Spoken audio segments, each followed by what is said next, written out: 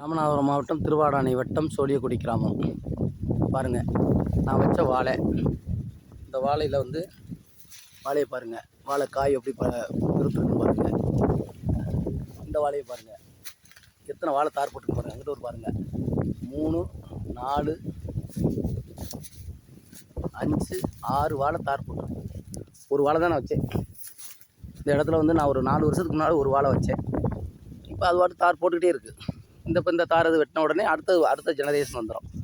இதுதான் தமிழர் வேளாண்மை. ஒரு தடவை நம்ம வேலை, மற்றபடி எல்லாம் நம்முடைய வேலை பூரா அறுவடை செய்கிறது தான். பாருங்கள், நான் விளையாட்டாக சொல்லலை. பாருங்கள், வாழை எப்படி தார் போட்டுருக்குன்னு பாருங்கள். ஒரே இடத்துல எப்படி தார் போட்டுருக்குன்னு பாருங்கள். இதுதான் தமிழர் மரபு வேளாண்மை. நல்லா பாருங்கள். பேயன் வாழை, வள்ளலார் ஐயா சொல்லுவாங்க இல்லையா, பேயன் வாழைப்பழம் சாப்பிடுங்க அப்படின்னு. பேயன் வாழை அல்லது ரஸ்தாளி ஏதாவது ஒன்று சாப்பிடுங்க, அதான் சிறந்தது, நம்ம உடலுக்கு ஏற்றது.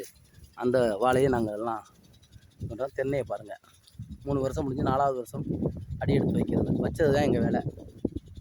மழை பெய்கிற தண்ணியை எடுத்துக்கிறது வருது. இது ஐயா தமிழர் வேளாண்மை.